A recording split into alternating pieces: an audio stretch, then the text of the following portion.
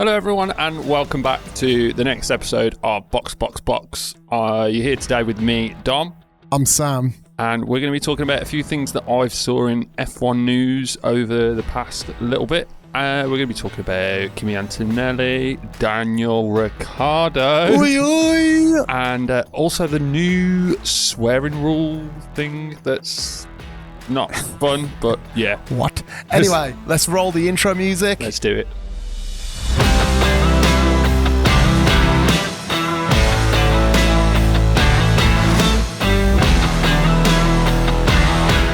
So as Dom said, I'm Sam.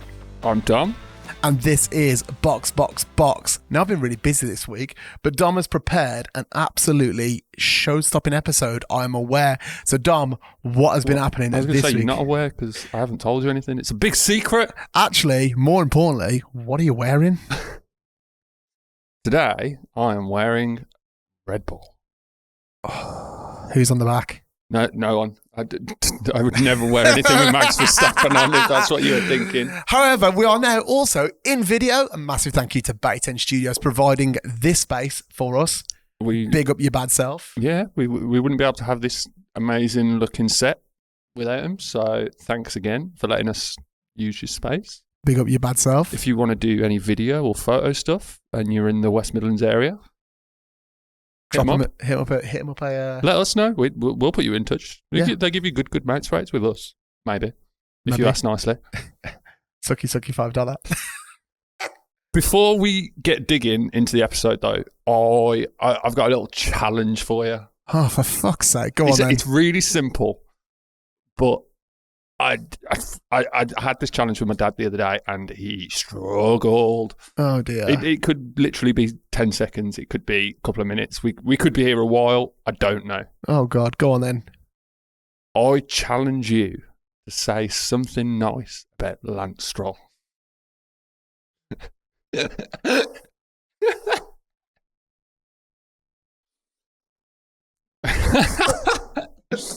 For our audio listeners, Sam is what is he? He's googling. He's trying to find something nice to say on the internet about it. You could have just got. My dad tried the. He's Canadian. Is that nice? He's digging. I'm just filling here just so that like people can hear what's going on. He's got a fantastic head of hair. Do you know what? I think he does have That's about the nicest thing I can say. His dad's got P. His dad's got P and he pays for keeps. That must be what it is. He's got a good team, mate. Yeah. He's got a good team. He drives for a nice team. I mean, it's a lot harder than what it sounds, though, isn't it? When you think about it in like the grand scheme of things, like say something nice about him. It's like, I challenge all of you guys to ask your Formula One friends. Or even better, leave a comment. Now it's on YouTube. Yeah. But I didn't know until we had some comments left on our episode that you can leave comments on Spotify. Yeah, I know. I was not sensational. Aware. We've had some good comments so far. I know, it's been lovely. Thank you to everyone. And we heard and we listened, and now we're in frigging video. Yeah. So we're going to try and speak a little bit more concise as well, because we have some German listeners who we have some Polish listeners as well. We have some in the goddamn United States of America. We've got, and they're in the South as well. They're in the lower 48. That's it. They are of the land of the V8. Anyway, Dominic. Okay. I digress. What are we going to talk about? So, I mean, first of all, I've got this is a title that I came up with. Just to summarise something, I'll just read you something and then we can talk about it. Okay. A little bit like the Red Bull thing that we did before. But the title of this little thing that I've wrote up is The Rule Bending Rookie. Is 2020 the key to 2024? Mercedes' unusual approach for Antonelli. Okay, I'm intrigued. So I watched this video of this one guy. I've watched a couple of his videos on YouTube, but I can't remember who he is, so I can't credit him. But I will credit him at some point, or I'll do my research and find out where it's from, and we'll definitely credit him in the notes for the episode listing on wherever it'll be. But yeah, so this is what I've pulled from what he's wrote, or the research that he did, because I didn't do it myself. Time for that. Ain't nobody got time for that. Yeah, so Kimi Antonelli, the newest addition to the Mercedes Formula One team, is embarking on his rookie season with an unusual approach, testing the 2020 car. And when obviously I found that out, I was like, okay. And like the whole testing thing with the rules and the regulations of what it comes down to, I don't know what rules really are, and I'm not about to go into that and say what this. I understand, I know the competition car, so the 2023 or 2024, I'm pretty sure it can only do certain amounts of laps. Yes, well, that's what I'm going to get into with this now. Because I know Lewis Hamilton was testing a 2023 Ferrari, wasn't he? Yeah. Which is the oldest Ferrari, well, the newest Ferrari they can use for open testing. Well, it says here, so... Correct me if I'm wrong. So with the testing that he was doing in the 2020 car, while the title-winning W11, which is the 2020 season championship car, which Mercedes won the Constructors and Drivers' Championship with. Yeah. That was Lewis's 7th title as well, wasn't it? Yes. While the title-winning W11 differs significantly from the current ground effect cars, the strategy is deliberate. Recent rule changes have limited the number of test days for older cars, particularly those from 2022 and 2023. So these restrictions, implemented after Max Verstappen's test in Imola last year, aim to prevent teams from gaining an unfair advantage by extensively testing older cars. Which makes sense, I guess. It does. By using the 2020 car, classified as historic machinery, Mercedes circumvents these limitations. This allows Antonelli to accumulate valuable track time without consuming any of the limited mileage allotted for more recent cars. This approach ensures he's well prepared for the season while maximising the team's testing resources within the new regulations. We love a cheeky bit of rule bending. We do love a bit of cheeky rule bending, you know. I can't get angry though, because it makes me feel old that 2020 is now considered a historic car. Half a decade. I know. We're getting old, man. However, just a quick one. The episode's going to have gone, but if you can leave a comment or send us a message on some of the socials, it is this fine gentleman's 30th birthday on Thursday. We are recording this on the Tuesday. So happy birthday for Thursday, Dom. Thanks. My liver hurts already. I can smell the hangover that's coming. Why did I decide it was a good idea to go out 3 nights in a row? Are we still doing karting on Monday? Yeah, so we're going out drinking, and then we're going out drinking, and then we're going to go out driving on a closed circuit. On a closed go-karting circuit. Yes, would not. Yeah. For the people at Teamworks Karting, sorry. We wasn't drinking. Sorry. And we're not drinking like on that day. We got like a whole day to prepare for it. The question is... We're going to drink afterwards. Oh, yeah, of course. I mean, that's a given. No, but what I was going to say, do we... do you reckon Jamie might die again? Or will a wheel fall off mine? Maybe. Who knows? Who knows? Who knows? Who knows? Who knows? Anyway, so... Yeah, that's... I mean... obviously, I don't know what the limitations are to how much they can. Obviously, there's a limit on how much driving they can do in the newer cars, and given in testing the older stuff, yeah, it makes sense. Obviously, they can get as much use as they want out of it. So, but could you imagine? Like, this is the one thing. Obviously, did you see that Horner went out and had a drive in the Red Bull, obviously one of the old Red Bull cars. Yeah, well, we posted a literal meme about it. But imagine being... That was Dom's working. That was some... Like, we've had a few jabs at Red Bull, you know. Yeah, but it serves them right. To be fair, the last episode we did call literally pretty much every drive from 2000 to 2008 at Bellend. I literally listened back to it, obviously before it was due to go out. That's what we do. We have to proof listen. And I was just driving home from work and I was just like, we've just called every iconic Formula One driver from the last 30, 40 years Bellends. Every single one of them. No. I think there's a couple that got a pass. Okay, but we went Schumacher, Bellend, Senna, Bellend. Nah, Bellend. No, but we did. Or at least I definitely went, yes, Senna. In fact, I think I remember you going, yes, Senna was a bit of a Bellend. At times. We did. But the king of the Bellends, who's a bigger Bellend, Alan Prost or Max Verstappen? Max Verstappen. Shut up every day. Oh, fucking hell. Right. Anyway. Yeah. We are against the clock today because we are running out of storage on the cinema cameras that we are very lucky to use this time that chew footage like no tomorrow. So Dominic.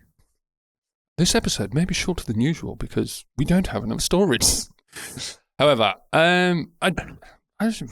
we've got the whole Mercedes thing. It's that this is what I wanted to say though about all of that is why could you imagine being Christian Horner? Yeah. And being a previous tester for Formula One teams. I don't know which ones. Please let us know if you do. Yeah. But imagine like seeing all these cars go out and you know how to drive them. You're not like a bad driver by any means, but imagine being able to go out, well, not going out and driving them, like going, oh, we've just developed this fantastic car and you're not allowed to go and drive it. I'd be fuming.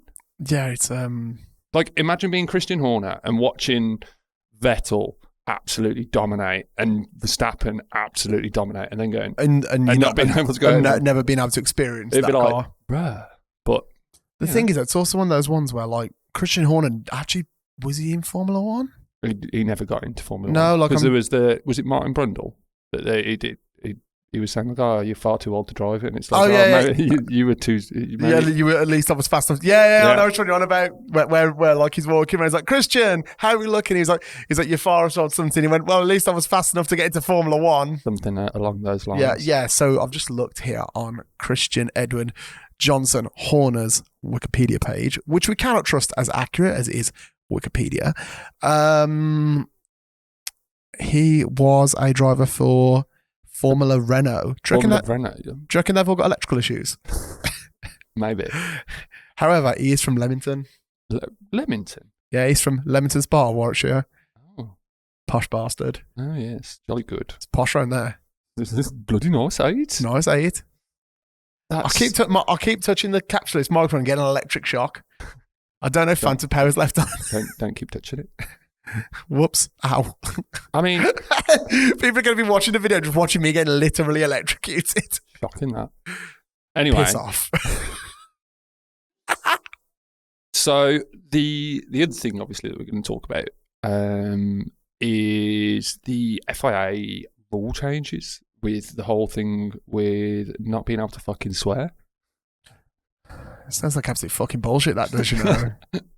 Sounds like a pair of bollocks. I think, so obviously, I've got some notes with a little bit of technicals explaining it, just in case anybody's not aware. I'll go through that in a minute with some arguments in favour and some arguments against. I pulled it from a article, I think it was hang on. It was planetf1.com. Just yes. credit them. That's where I pulled it just for from. the reference of where we get the info from. Before we get into that, I think what all the Formula One drivers should do at the start of this season now is, before they even get into the race, before they even get in the suits and the cars, in the like pre-race interviews and all that thing, they should just all go in and just start, like the South Park movie where they're like, you can't say fuck is cool, you fucking fat ass. They should just all go into the interviews and just go all guns blazing, all of them just swearing. Get it out of the system. Like, not get it out of the system, just do it, and then the whole weekend just go in effing and blinding the whole way through. I feel like that'd be the way to. That's like a way to boycott the. In case you can't tell, that's my stance on the whole situation. I kind of agree, though. It's ridiculous. It's like, for me, they're grown adults racing. Like, why are they saying they can't swear? Because of when it's broadcast. Yeah, and this is the thing. Like, as much as I go on about, I don't want to say I hate Red Bull or I hate Max Verstappen or anything like that at all, because I want to try and be as honest and unbiased as possible. And it's quite obvious that Max Verstappen's not my biggest fan, but the thing that it really does come down to is when you see him talking, especially about the whole swearing thing, he goes on about, like, in football, that it's a high adrenaline scenario. Yeah, it is. And like, even if you watch the football, the amount of times, even during the World Cup, the amount of times I saw Jordan Pickford tell someone to go fuck off. Or Jack Grealish squaring up to somebody. Yeah, and you don't hear it as much, and it's not broadcasted. No, because they're not mic'd. No, it's not as well. That's the thing. Like, when it comes to Formula One broadcast, I get that they don't want swearing in it. Understandable, but they beep it out, or just don't include it in the broadcast. They don't need to. It's not important. That's the thing. I mean, again, so we've just filmed the Get to Know episode. We have a background in that sort of stuff. Right, you and I both know there is a big delay between when it gets from the live. Like there is purposeful delays in so they can catch stuff like that. Exactly.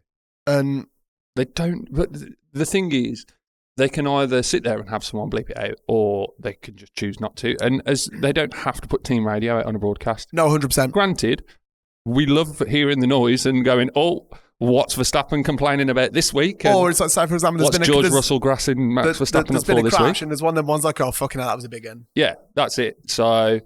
Or Mark Webber. Fucking hell, that's a bit of a dinger, that, mate. Literally. So, yeah, I mean, I'll read the... Already, it's a rule I think's ridiculous. It's, again, for me, it's... As a grown adult, if you ever have a crash or you have a ding or something pisses you off and it causes you a bit of road rage. I was going to say, how many times have you been cut up by someone and you've just been like, fucking dickhead? Literally, less than 24 hours ago driving home, somebody fucking came off the island and just cut the corner straight. And I was just turning right, trying to just wait in, went to turn because he was on the island. He was just cut the corner, right my front end off. And I was there like, you fucking bellend. I had it literally driving here. I didn't even make it off my road. I pulled up and someone they'd slammed the brakes on at the T-junction at the top of my road. Yeah. And I literally slammed my brakes and I was like, fuck it, hell, what a fuck. Yeah, and that's the thing. Just rage. It happens. Like, it's natural to, even if it's not swearing, like actual profanity words, you get angry.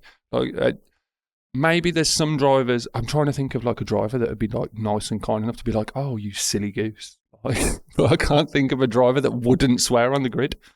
Like Oscar Piastri, maybe.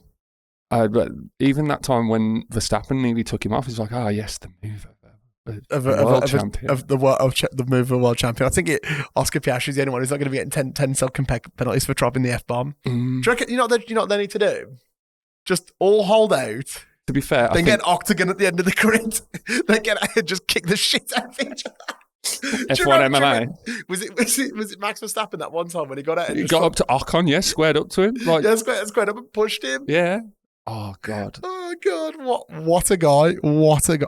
Nah, it's ridiculous. That is. So I mean, I'll break it down and get into it here. So the FIA recently revealed guidelines for the stewards to impose major penalties upon competitors within F1 for transgressions related to their behaviour. Last week, the FIA published an amendment to the 2025 International Sporting Code, which outlines rules, regulations, and guidelines for all motorsport series under its remit. What changes were made to the FIA's International Sporting Code? The new, this is far too technical for me. Like, okay, I'm gonna cut out because I don't want to be too. Summarize this. Yeah. Well, this we need to do what we did on last episode and get ChatGPT to summarize this shit. Well, I did try and I pulled out the most important bits, but now I'm reading it out loud. It's a bit technical. But here we go. This is the technical bit that's very important here. So the guidelines see the students given the potential to hand out huge penalties, ranging from a €40,000 fine for the first offence, all the way up to €120,000 fines, championship suspension, and this is the worst part, championship points deduction for a third offence. So, hear me out.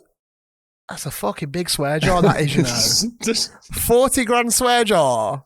Like, oh, fuck, just, not fuzz. Yeah. So, he's fucking dead. Bang.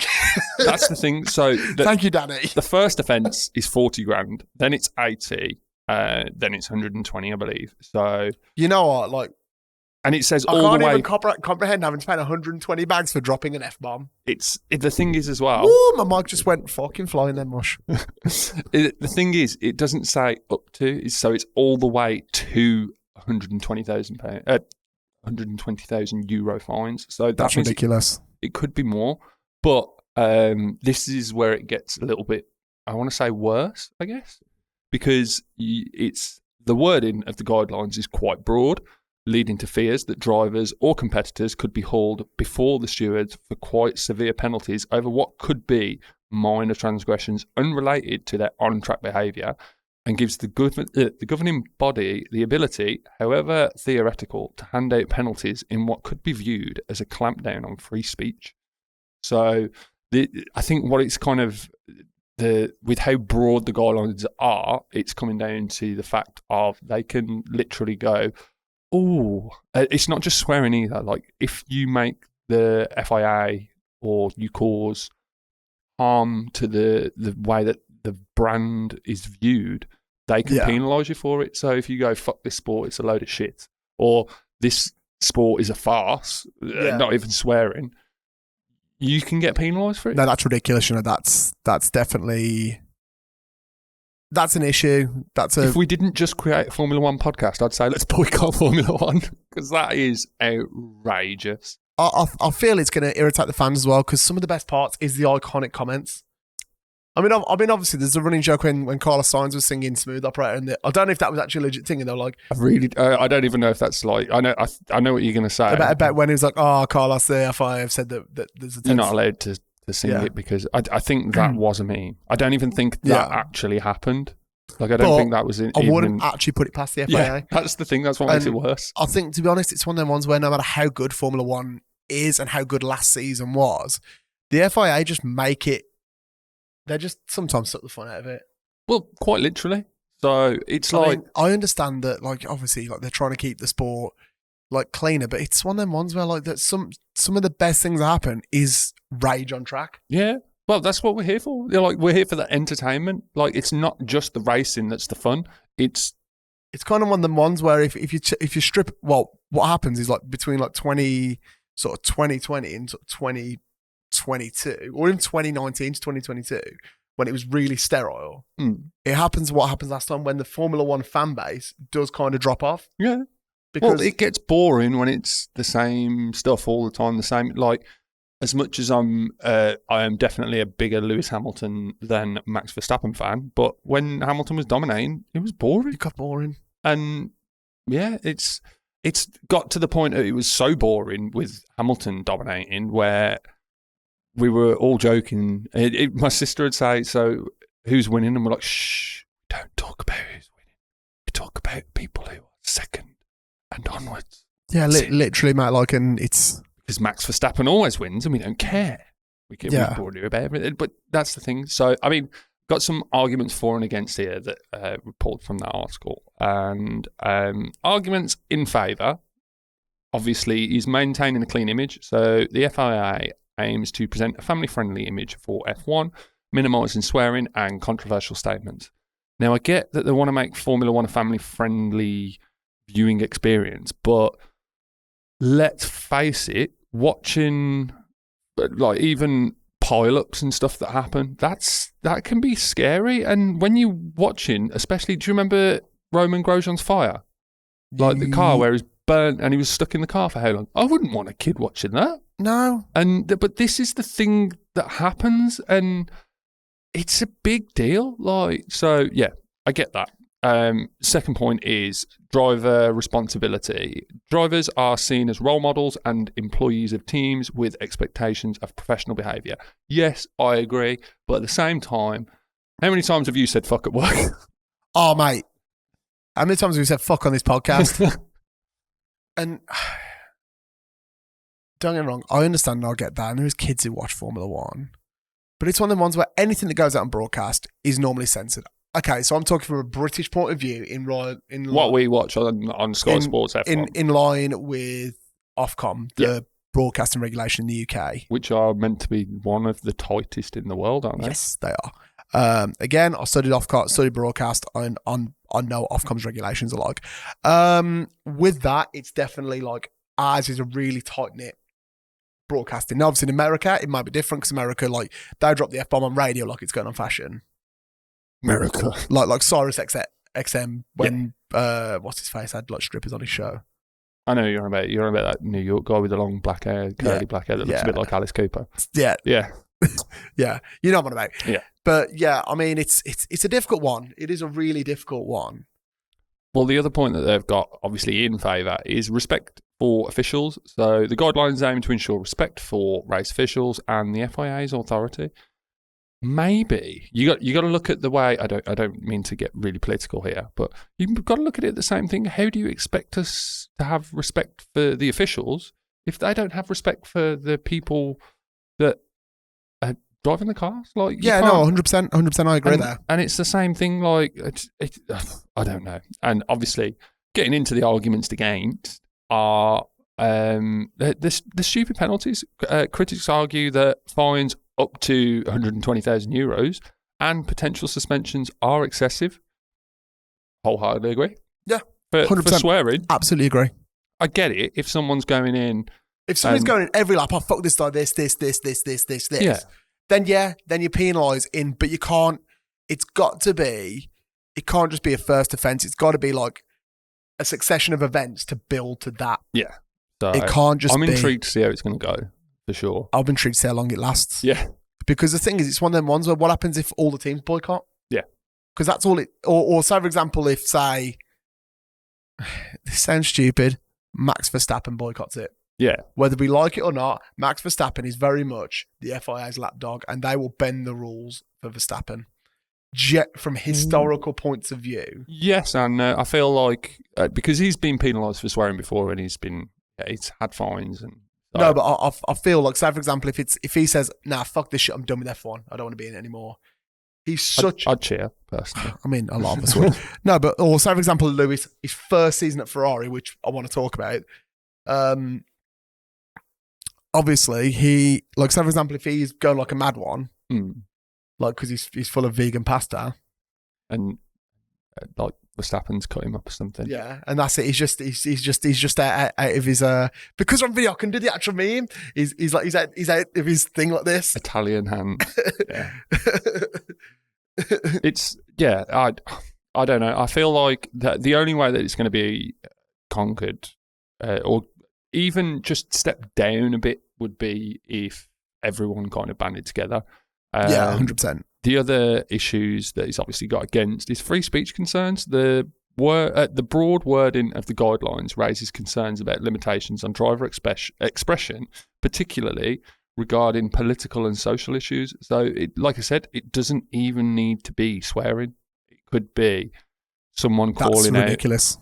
And saying, like, imagine Lewis Hamilton, not that he did or probably even would have, but imagine Abu Dhabi 21, where if he was to call out Michael Massey.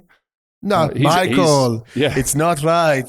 So, and I love the fact that reference now, the guy who we saw that video, I can't think what her name is. Melinda, shout out to your big bad self.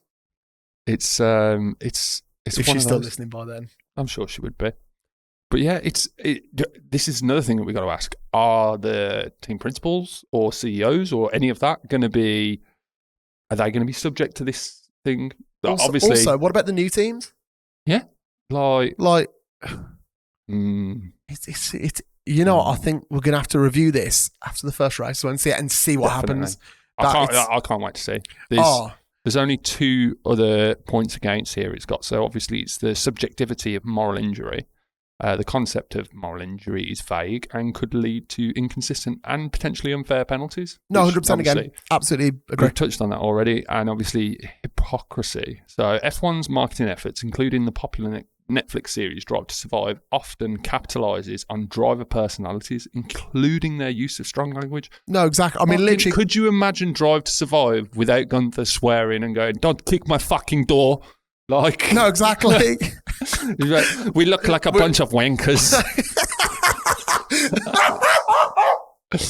Also, highly recommend. I've started reading it. You're more than welcome to borrow it once I finished. I say that I bought it for my dad, but you're more than welcome to. Gunther's book. I can't even remember what it's called. Really good, you know. But you just read it and read it in his entire voice. It's fantastic. I've heard the audiobook is actually read by him. I didn't know that.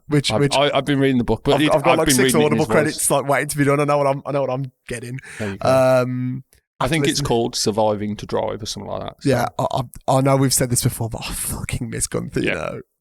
It's good because you see him doing the commentary sometimes in the races. Yeah, and you're always there like, "Whoa!" So, it's annoying when you see Alan Prost and we're like, "Oh, fuck this guy." But on a much more positive news, Don Hamilton. Well, we spoke about, obviously. We spoke about it. We said it's his first day last time. Yeah. But mate, Lewis in red. Lewis with that 3-piece, with that F40 in the background. Jeez. And that jacket. Yeah, the whole fit.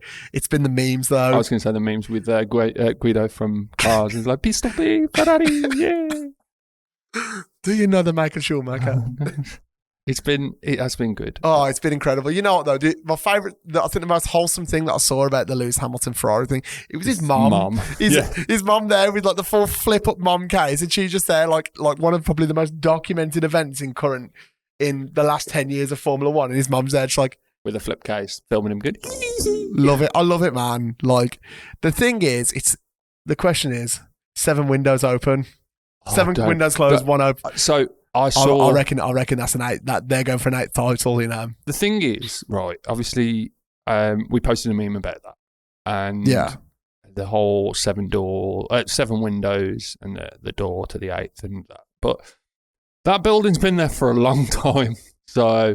It was Enzo Ferrari's house, wasn't it? Yeah, I don't imagine it's like obviously intentional that's what it is or whatever. But I mean, you say that, but there's some good PR and marketing people out there who would see something like that and be like, "That's a good opportunity. Just don't say anything and leave it there." Yeah, I think it's one of those. Even if it's not intentional and the world has just put words in a sentence and filled the gaps. Gone, yeah, that's what it is.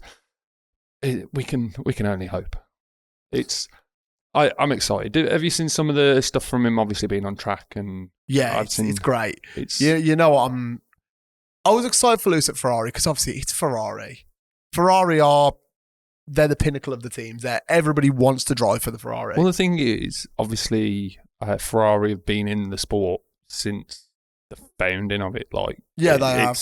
I think the interesting one. Who's going to be driver? Who's going to be 1? Who's going to be 1 and 2?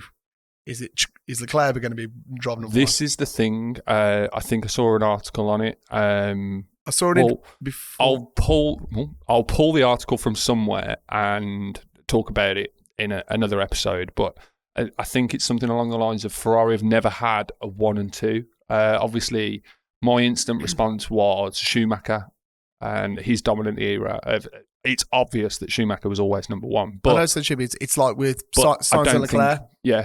It's never been Leclerc was like there was I saw a really good interview with him and Charles and Sainz, like he went, I was so happy to hear, like he said, I was gutted to hear that Ferrari were letting me go. He said, but I'm never going to put up a fight when it's the 7-time world champion Lewis Hamilton. He's the greatest driver of all time. I think I shared that on the pod Instagram. I saw that on my feed, and I was there. I was like, that's a guy who really understands where. And he said he went. Charles came through Ferrari with the young drivers program, like.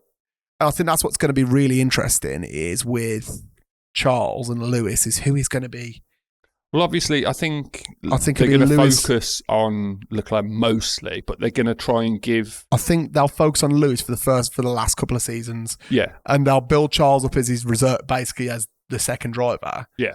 I think they'll keep Charles kind of doing. They're just going to say, Charles, do what you do. Do what you do. You know how it is at Ferrari. You do your thing. Yeah.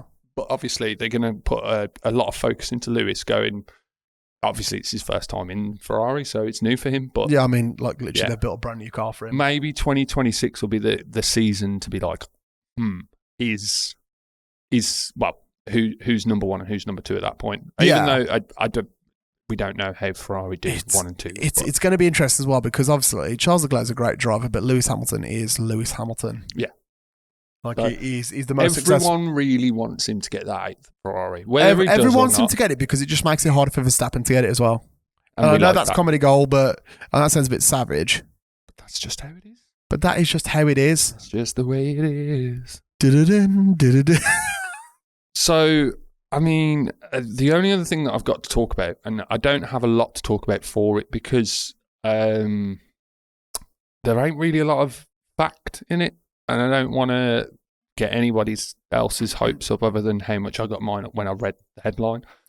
But so there was a website called gpfans.com, F1 news website, bit baity if I'm honest. And the headline was F1 News Today, McLaren major signing, Daniel Ricciardo return talks. And I was like, huh? And I had a look, and I had to read through it. Don't. And I was like, what? We want the shoey back.